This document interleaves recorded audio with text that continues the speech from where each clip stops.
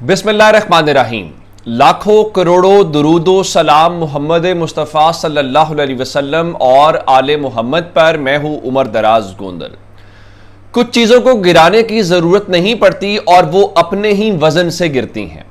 काजी फायज ईसा साहब की मिसाल वही है और पाकिस्तान में लोग इस वक्त सिर्फ इस इंतज़ार में हैं कि वो जो वजन से गिरना है काजी साहब कब वो गिरते हैं, क्योंकि वो तमाम हदें पार कर चुके हैं। आज काजी फायज ईसा ने एक और ब्लंडर किया है और उसका नतीजा आपको अगले चंद घंटों में नजर आएगा या चंद बस करीब नजर आएगा। कैसे? कल जस्टिस मुनीब ने एक खत लिखा, फिर दूसरा खत लिखा और उसके बाद मैंने आपको खबर दी थी कि इन्होंने सुबह 9 बजे प्रैक्टिस एंड प्रोसीजर कमेटी का इजलास बुलाया हुआ है, जिसमें ये तय करना चाहते हैं कि आया जस्टिस मुनीब अगर नहीं बैठते तो कौन जो है वो उस बेंच के अंदर शामिल होगा। तो अब यह फैसला किसने करना है? यह फैसला करना है जनाब काजी फायज ईसा साहब ने और उनके नामजद करदा मेंबर जस्टिस अमीनुद्दीन खान ने। यानी यूं समझिए कि गेंद सलीमुल्लाह से कलीमुल्लाह के पास, गेंद कलीमुल्लाह से वापस सलीमुल्लाह के पास। ये दोनों कलीमुल्लाह और सलीमुल्लाह है। जस्टिस काजी फायज ईसा और जस्टिस अमीनुद्दीन खान आपस में खेल रहे हैं। तो अब ब्लंडर क्या किया है? क्योंकि जस्टिस मुनीब ने बेंच से खुद को अलग नहीं किया था, उन्होंने केस सुनने से माजरत नहीं की थी, उन्होंने कमेटी के ऊपर सवाल जरूर उठाया था। और सुप्रीम कोर्ट के रूल्स एंड प्रोसीजर ये कहते हैं कि जब तक कोई जज किसी बेंच में शामिल हो जाए खुद को वो अलग न करे, आप उसको जबरदस्ती अलग नहीं कर सकते। नंबर 1। नंबर 2, ये कहता है रूल कि अगर कोई फैसले का ऑथर जज मौजूद हो उसके बगैर नजर सानी नहीं सुनी जा सकती। लेकिन पता नहीं काजी फायज ईसा साहब 63A को लेके इतने डेस्परेट क्यों हैं।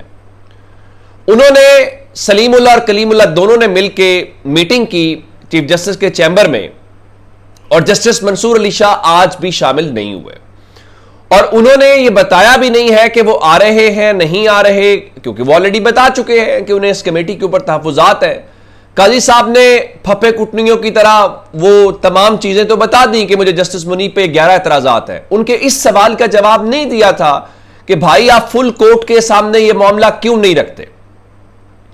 अब से थोड़ी देर पहले खबर आई है कि जनाब जस्टिस मुनीब की जगह के ऊपर एक और हम ख्याल को सलीमुल्लाह से कलीमुल्लाह, कलीमुल्लाह से सलीमुल्लाह खेलते हुए उन्होंने अपना एक और हम ख्याल शामिल किया है। वो जस्टिस नईम अख्तर अफगान है, जिन्होंने मखसूस सीटों के फैसले के ऊपर अपने अकलियती या इख्तलाफी नोट में कहा था कि सुप्रीम कोर्ट का फैसला ना माना जाए, ऐसे जज को सुप्रीम कोर्ट में होना चाहिए। और उन्होंने जस्टिस मुनीब की जगह के ऊपर उनको शामिल किया है।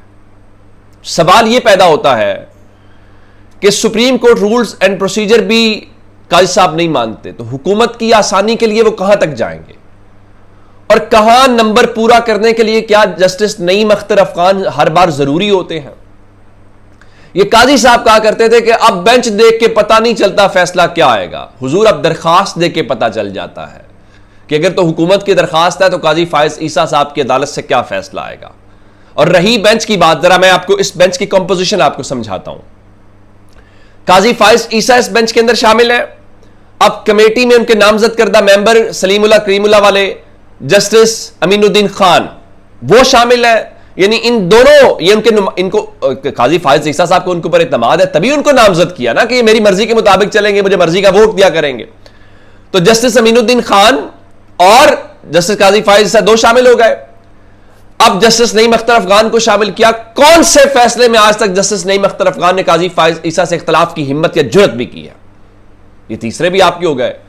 चौथे नंबर के ऊपर आपने जस्टिस मजहर आलम मियां खेल एडहॉक जज को शामिल किया हुआ है, जिनके बारे में कल जस्टिस मुनीब अख्तर ने बता दिया था कि जजेस कमेटी में तय हो चुका था कि वो कौन कौन से केसेस सुना करेंगे, लेकिन आपने उनको शामिल करके अपना नंबर पूरा किया। ये वो जज हैं जो एडहॉक जज बनने के लिए माजरत कर चुके थे और उनकी मुखालफत की फिर जस्टिस मंसूर और जस्टिस याया ने, लेकिन काजी साहब ने कहा मैं उनको मना लूंगा। तो आपने किस बुनियाद के ऊपर उनको मनाया?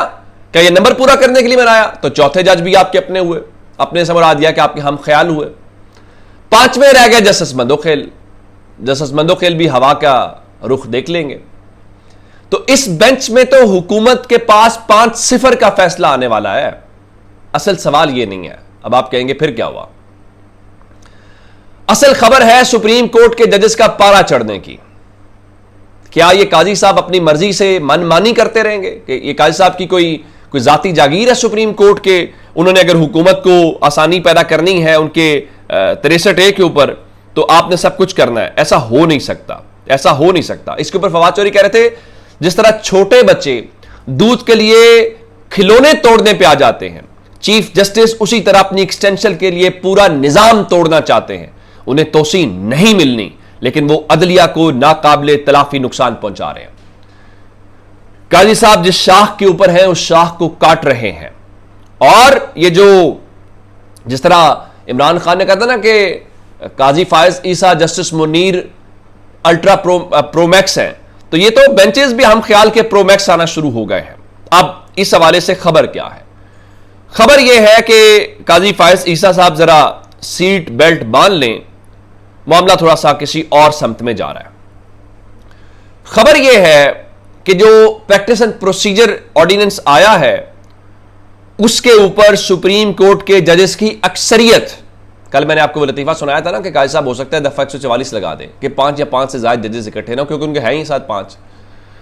वो आपको पता चल गया होगा आज धड़े में कौन कौन से 5 हैं, इस बेंच से ही आपको पता चल गया होगा।